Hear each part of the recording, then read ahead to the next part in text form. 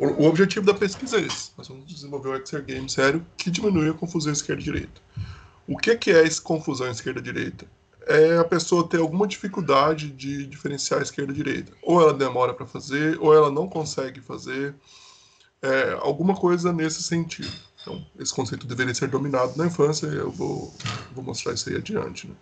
Então, esse aqui é o roteiro da minha apresentação hoje. Eu vou começar com alguns conceitos introdutórios, e esses conceitos são os seguintes. Essa confusão esquerda-direita que eu falei, ela afeta uma parcela considerável da população. Na nossa varredura da literatura, constatou-se que ela afeta de 10 a 25% das pessoas, e ela piora com a idade. Então, conforme a pessoa fica mais velha, ela tem mais dificuldade de diferenciar esquerda e direita, ou ela passa a apresentar essa dificuldade. Então, é um número relevante de pessoas. E, além disso, essa confusão esquerda-direita ela pode ser um sintoma de uma doença mais grave. A literatura fala, por exemplo, em demência, em Alzheimer, em esquizofrenia. Não quer dizer que a pessoa que não sabe direita e esquerda, ou que tem alguma dificuldade nesse sentido, tem essas doenças. Mas essas doenças têm essa confusão como sintoma. Então, quando a gente pesquisou literatura, nós descobrimos que os jogos sérios, em particular os exergames, são um caminho para lidar com questões cognitivas. Então, existem aí jogos que combatem Alzheimer, demência, aquelas doenças que eu citei ali também. E eles são muito bons no que eles fazem. Existem até evidências biológicas de mudanças no cérebro. É um caminho interessante que pode ser tomado. Com base nisso, a gente desenvolveu a pergunta que norteia todo o processo de mestrado. Né?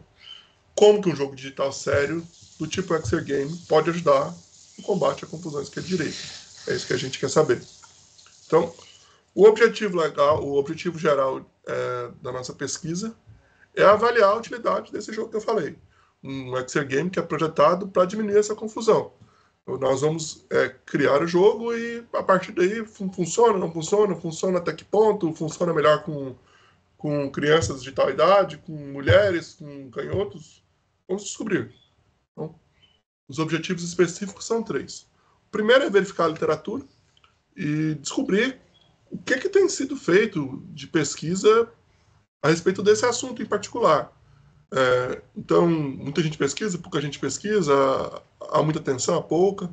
Então, o segundo é desenvolver esse software. Para isso, a gente precisa de especialistas no assunto. Eu entendo até de computação alguma coisa, entendo de engenharia, o professor Marcelo entende também, mas eu não sei nada de educação infantil, de psicologia infantil, dessas coisas, então eu precisei ali do apoio de algumas pessoas para a gente conseguir desenvolver o projeto do jogo.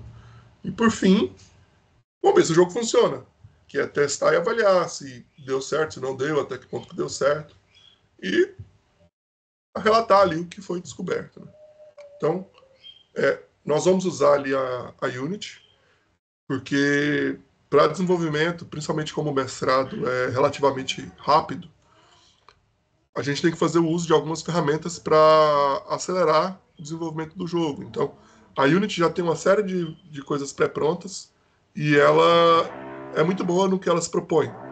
Então, a Unity atualmente é a engine mais utilizada do mercado para a confecção de jogos, por exemplo, na Steam. É o que mais tem na Steam.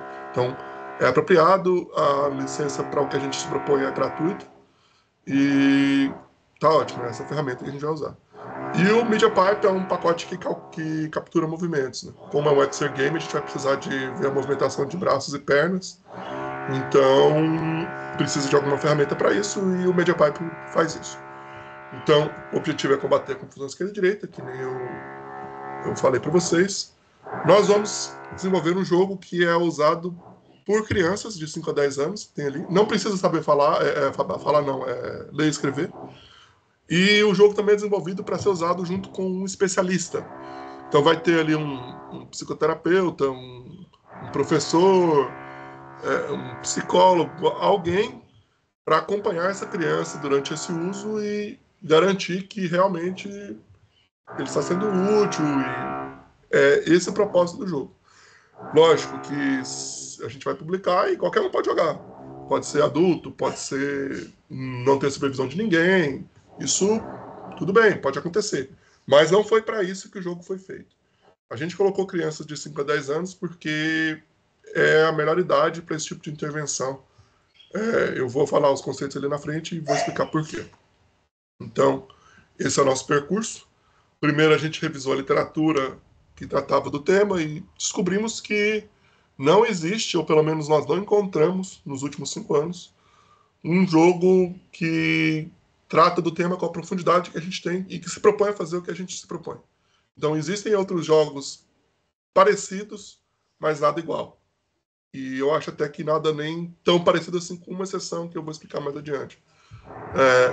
Os conceitos fundamentais do jogo eles vieram do PID, que é uma metodologia que envolve especialistas e aqueles profissionais que eu falei que têm a expertise em áreas que eu não domino, e o MOLD, que é uma metodologia de desenvolvimento que analisa vários tipos de variáveis. Isso vai ser explicado também no GDD, que é o Game Design Document.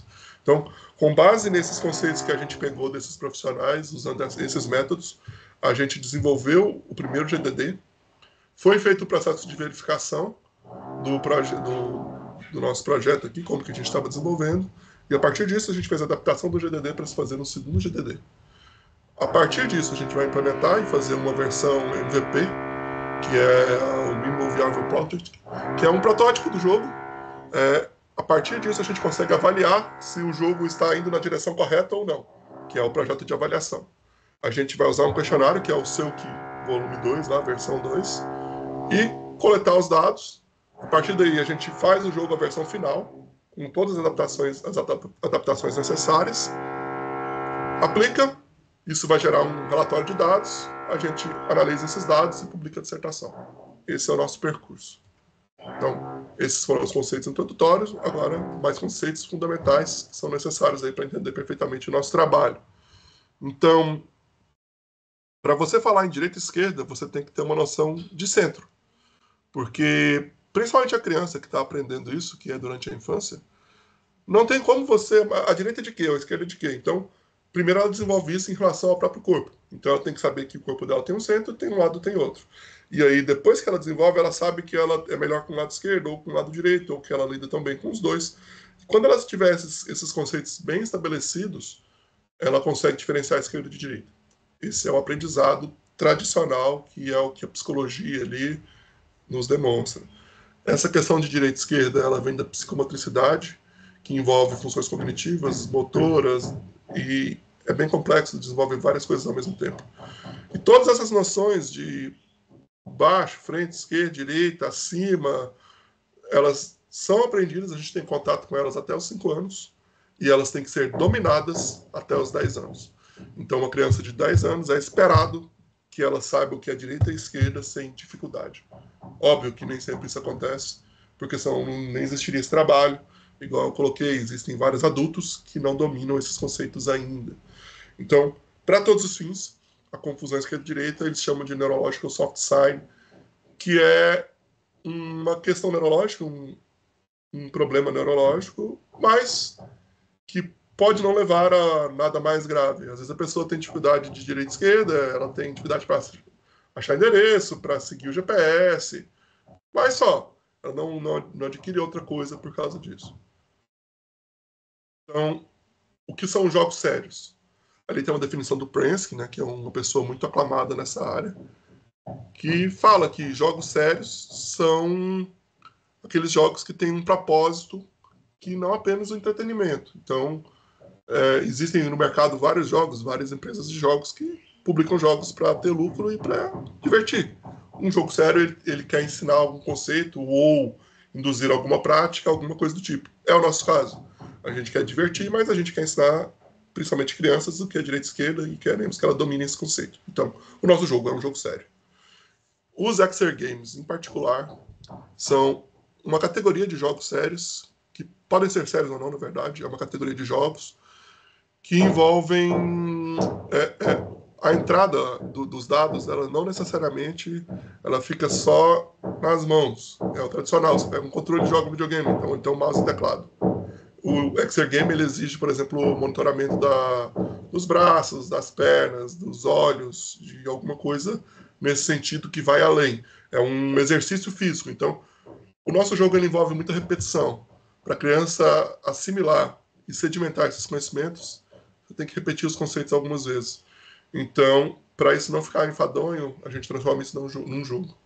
É a ideia por trás de todo o processo.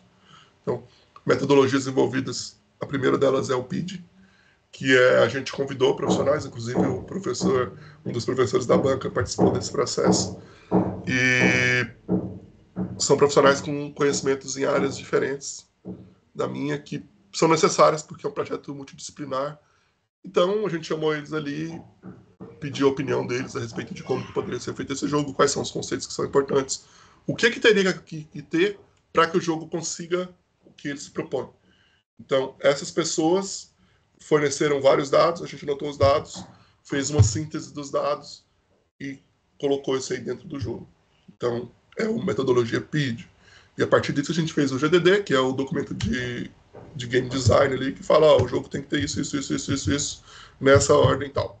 Então, a partir disso, a gente usou o molde, que é uma outra ferramenta que lida com variáveis ali para confecção. Ela estabelece ali para que o jogo não fique nem muito fácil nem muito difícil, que haja uma evolução constante e nada muito abrupto, de modo que o jogo ele consiga ser divertido e ensinar sem que ele fique excessivamente chato porque é muito fácil e nem frustrante porque é difícil demais.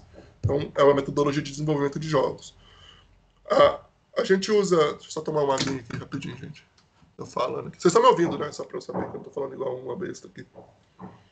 Estamos ouvindo bem e o fundo musical aí também. Acho que tem uma obra aí esse perto, cara aí, né? pô, sacanagem. Muito tenso. Mas, enfim.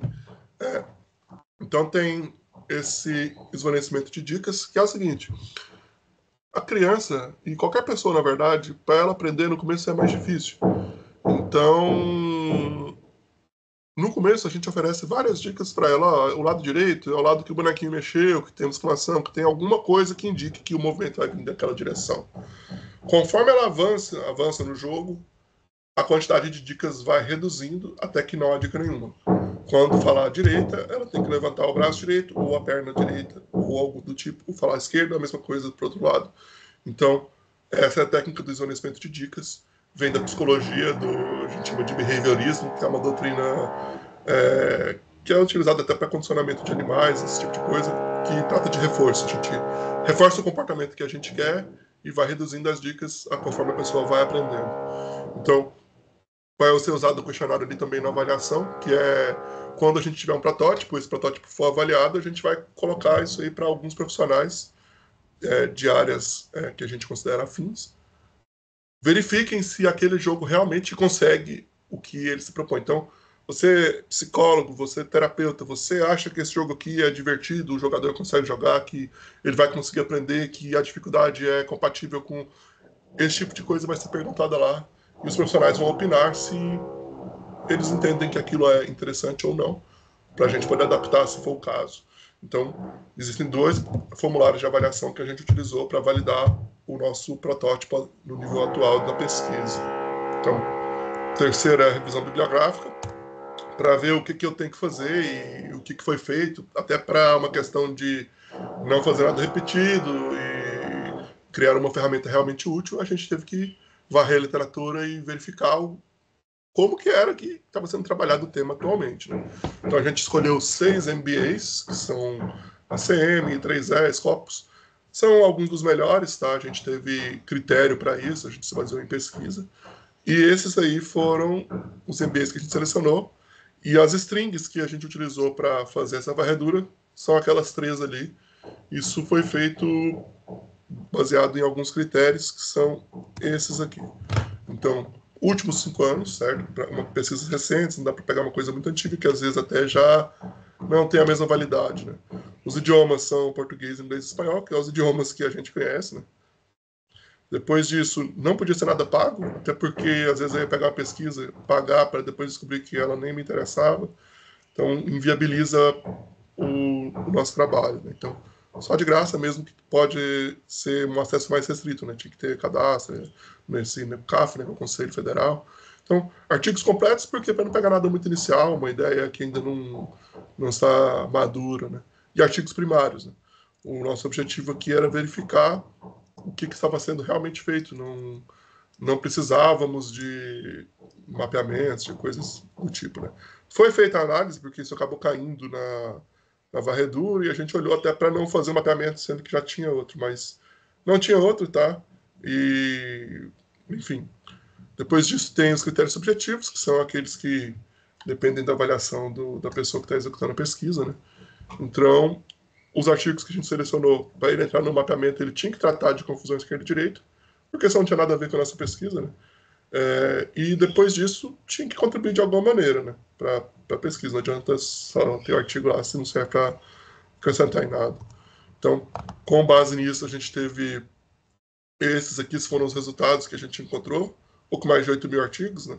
Então, foi passando por aqueles critérios ali que eu coloquei acima, e no final foram encontrados 13 artigos no total que eram interessantes, e o professor Marcelo encontrou mais um ad hoc, e a gente colocou, a análise é baseada em 14 artigos no total. Então, resultados, tá? A gente analisou esses artigos e o que a gente descobriu da literatura atual. Então, jogos sérios. Tem bom resultado com problema cognitivo, motor e psicossocial. O que interessa pra gente ali é principalmente o cognitivo, tá? É igual eu tinha falado para vocês, existem jogos sérios que tratam de Alzheimer, de demência, de alguma deficiência intelectual, tem jogos que lidam com autismo, então eles costumam funcionar bem para o que eles se propõem. Ótimo, a gente precisa disso, porque a confusão esquerda-direita tem origem cognitiva. Então, além disso, os Exergames também são bons no que eles propõem. E às vezes eles têm aqui alguns benefícios surpreendentes, melhora do condicionamento físico, melhora do engajamento, a criança quer jogar mais, então às vezes é um exercício chato, mas como tem o jogo é legal e ela acaba gostando mais de jogar e se envolve mais com aquela atividade. Então, são alguns dos benefícios de Exergames. As dificuldades que nós detectamos foi não existe muita coisa interessada em trabalhar com a confusão esquerda e direita, é um tema pouco explorado. Existem algumas exceções ali, mas no geral, poucos artigos que tratam disso e normalmente é de maneira superficial, principalmente os jogos, eles acabam lidando com isso, mas não é o foco da pesquisa. E também a avaliação desses jogos, ela depende muito do propósito do jogo. Então, se é um jogo que melhorar o equilíbrio, ele tem uma avaliação. Se for para melhorar a interação social, é uma outra coisa. Então, entra questionário, entra avaliação dentro do próprio jogo, entra um teste específico para aquele problema. Então, é difícil de comparar os artefatos e difícil de saber qual é melhor do que o outro, porque cada um faz a avaliação de uma maneira. Então, os jogos que chegaram mais próximo da minha pesquisa aqui foi o primeiro, esse da Rodrigues, aí, é um jogo aplicado para crianças com síndrome de Down. Eu coloquei que o objetivo é combater a confusão esquerda-direita, mas, na verdade, eu fico até na dúvida se não era mais identificar isso, porque ele até fala que o jogo pode ser usado para isso, tá? Isso é tratado, eles escrevem isso lá, mas eles não chegaram a executar o jogo para isso. Então, eles falaram que depende de pesquisas futuras. E esse outro jogo é o jogo do Antunes, é um jogo, acho que é português, e eles tratam também de vários aspectos cognitivos, entre eles a confusão esquerda-direita, e existe uma melhora para uma criança lá que eles executaram, mas existe um emaranhado de coisas que estavam sendo tratadas e a confusão esquerda-direita era uma delas. Então é razoavelmente superficial. O nosso jogo ele é bem mais robusto e bem mais profundo nesse tema do que os que a gente achou na literatura. Então, isso aí é só uma tabela para efeitos de comparação ao que a gente achou de mais próximo. Então, o projeto do jogo, primeiro foi feita a avaliação do PID, que é aquele, os especialistas que eu comentei. 10 reuniões, 820 minutos no total, então mais de 10 horas de reunião. A gente contatou ali com vários profissionais diferentes, então tem game design, tem psicoterapeuta, professor de educação física, professor de educação infantil, enfim, várias pessoas com conhecimentos necessários para a gente desenvolver. E com base nisso a gente chegou em dois tipos de requisitos. O que a gente chama de requisitos necessários, que são aqueles que se não tiver, o jogo não atende ao propósito dele, e os desejáveis, que são aqueles que é bom se tiver, mas se não tiver, o jogo ainda serve. Então, por exemplo, ali a gente tem que fazer animação e som de erro um pouco divertido. Por quê? Porque senão a criança erra de propósito. E a gente não tem como avaliar se o jogo está funcionando ou não. Então, tem que salvar o progresso para ele, os níveis não sendo desbloqueados. Se não salvar, a pessoa às vezes não tem condições de terminar tudo de uma vez, e então tem que salvar. Então, tem que ter sons também, é bom para feedback, existem propósitos pedagógicos. Então, esses requisitos aqui, os especialistas falaram que tem que ter, porque senão o jogo não consegue atingir o seu objetivo. São os requisitos necessários. E esses são os desejáveis, que são coisas que seriam interessantes que o jogo apresentasse, mas se não tiver, também ele ainda funciona. Então, por exemplo, adaptar o jogo para crianças cadeirantes. O jogo funciona se não for adaptado? Sim, mas a gente está excluindo uma parcela de participantes. Então era melhor que ele fosse adaptado. Fazer uma versão web do jogo, aumenta a difusão. Ele ainda funciona se for só para PC? Funciona. Mas se for web é mais interessante. Então, essas funções ali são organizadas em ordem de prioridade de execução. Não necessariamente elas vão ser executadas assim, porque às vezes tem uma coisa que é mais fácil de fazer do que as outras, demanda muito mais tempo. Mas essa é a prioridade geral que a gente atribuiu para cada um desses requisitos. O GDD ele aplicou o molde. O molde ele tem 4 tipos de variáveis. Tá? O primeiro tipo são as variáveis internas, que são aquelas. O controle de loop, por exemplo, vai acrescentando ali até 30, 40. Ou então uma coisa que faz somatório, que calcula alguma coisa. É mais para o código em si, tá? Tem pouca importância em relação ao projeto em si. As variáveis de população, elas envolvem um grupo em particular. Então, às vezes, a gente vai analisar uma criança que tem uma síndrome de Down. Então, o jogo para ela tem que ser mais fácil. O jogo inteiro é mais fácil se você colocar que tem síndrome de Down no início. É uma variável importante. A gente não sabe se vai conseguir fazer esse tipo de adaptação com o tempo que a gente tem disponível. Provavelmente não. Então, o jogo vai ser igual para todo mundo. Então, variáveis de fase são as variáveis que a gente quer trabalhar. Membros superiores, braços, inferiores, pernas, superiores e inferiores nas fases mais difíceis que estão adiante. E as variáveis de nível, que vão alterando a dificuldade para cada uma daquelas fases. Né? A quantidade de dicas cai, o dano sofrido aumenta conforme o jogador avança. E o tempo para você realizar o movimento também diminui. Então, no começo, a criança tem bastante tempo para fazer o movimento. Vai passando o jogo, ela tem que ter aprendido, então ela tem que fazer mais rápido. E com isso a gente chegou nessa tabela. É a tabela de fases. Né? Tem a fase de treinamento, para a pessoa aprender a jogar, porque ela nem sabe o que ela tem que fazer. E com base nisso, ela vai para a segunda fase. O primeiro treinamento são as mãos, o segundo são os pés. E tem um último treinamento para mãos e pés. Então, ali também o dano, tem a questão do dano que ele vai aumentando ali no final. E o tempo para executar os movimentos também vai caindo no geral. Isso aqui é feito com base na metodologia molde. Assim, a gente utilizou o molde desse jeito que ele funciona. Então, esse é um heads up aí de como que vai ser o jogo no final das contas. Essa aqui é uma tela do jogo, eu tirei da Unity, o que foi desenvolvido até o momento. Né? Então ali tem o avatar do jogador, que ele pode se visualizar, esse macaquinho. Então é um avatar infantil, pode ser um menino ou menina, também foi feito de propósito por isso. E o boneco de palha ali é o boneco de treinamento. Ele está com o braço levantado, é uma animação para ele levantar esse braço, então é bem visível, é uma dica isso. Existe essa exclamação, ela vira de um lado para o outro, também é uma dica. E também vai ser falado, braço esquerdo nesse caso. Então, a criança sabe que o ataque vai vir de lá, existem várias coisas reforçando o comportamento necessário. Ali tem a vida, levou dano, perde vida, e tem o tempo de jogo, que vai ser exibido em algumas fases, em outras não. Depende. Conforme o jogador avança, ele desbloqueia mais níveis para ele poder jogar. O primeiro é o nível do boneco de palha, que é aquele que eu te mostrei ali, e ele está sempre habilitado. Depois disso, ele joga a primeira fase, que é na selva. O segundo treinamento é com aquele boneco de leão ali.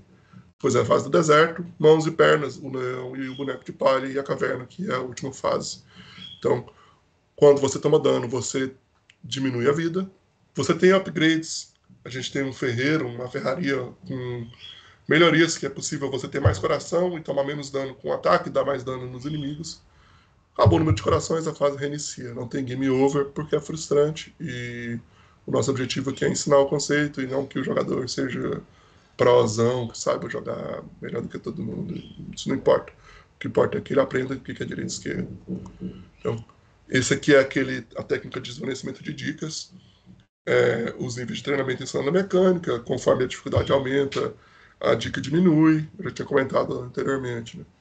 A pontuação, ela tem pontuação por acertos, então 5 pontos no geral. Para cada dica que foi utilizada ali, que foi fornecida para o jogador, você deduz 1 ponto. Então, se teve uma dica, ele ganha 4 pontos. Se teve 2 dicas, ele ganha 3 pontos. Errou, não perde ponto, porque é chato, sabe? Isso pode se tornar um jogo desinteressante. E tem a pontuação por tempo, vai demorar um tempo para cumprir a fase. Dependendo do tempo que você tem para executar essa fase, você ganha uma medalha, pode ser alguma coisa numa sala de troféus que também a gente tem lá desenvolvido. O número de acertos determina, 90% de acertos você ganha medalhinha de ouro, 75% de prata, 60% de bronze. E tem as medalhas por tempo também. Então, configurações do jogo são bem básicas. Realmente só mudar o som e música, que, por exemplo, se você acertou, você tem um som de acerto, se errou, ganha um som de erro. Então, isso aí pode ser diminuído ou aumentado também, mas não influencia na dinâmica do jogo em si. É só para personalização. Às vezes a pessoa não quer, tá muito alta a música, tá incomodando. E as instruções também. As instruções são audíveis. Então, se diminuir demais, você não vai conseguir jogar.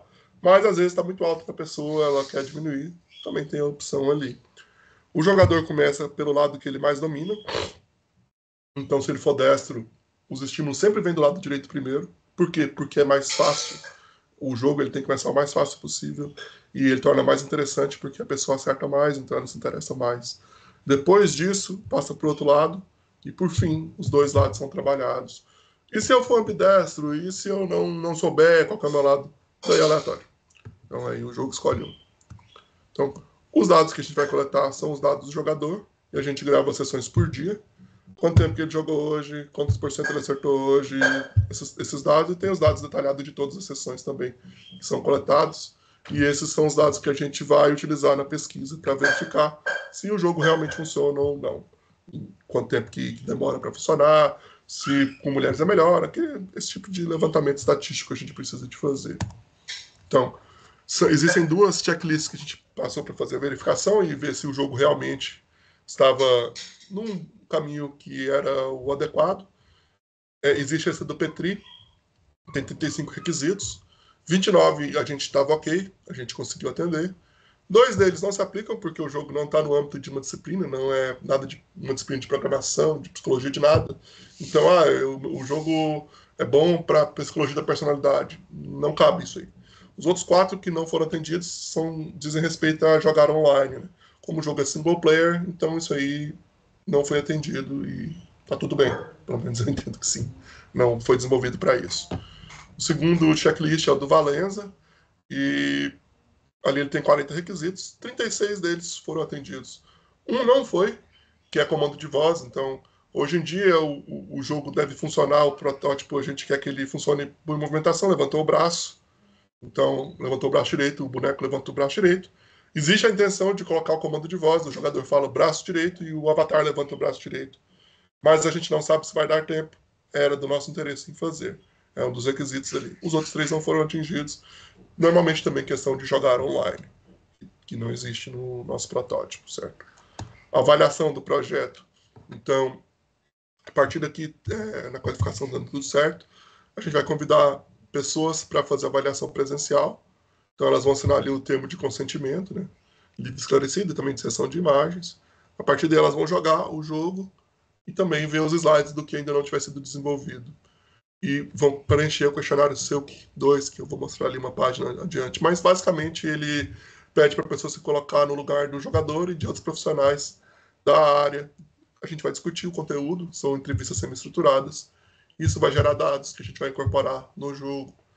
Por outro lado, a gente vai também mandar isso aí, depois que for feita essa entrevista, por e-mail, para as pessoas avaliarem o jogo.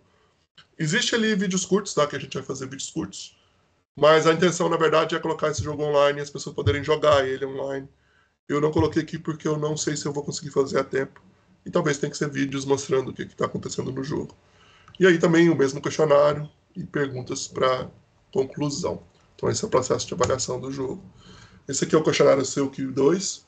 Então tem ali para vocês colocar no visão dos jogadores, se eles acham que o jogo é útil, se os desafios são adequados, esse tipo de coisa. É uma série de perguntas, está no apêndice, eu acho, e também no anexo do trabalho. São algumas perguntas fechadas e no final 3 perguntas abertas, que a pessoa pode dar a opinião dela. Então, nosso cronograma é esse. Esperamos que desenvolver o MVP do jogo agora, novembro e dezembro. Depois disso, fazer as entrevistas que eu citei ali atrás para fazer a avaliação.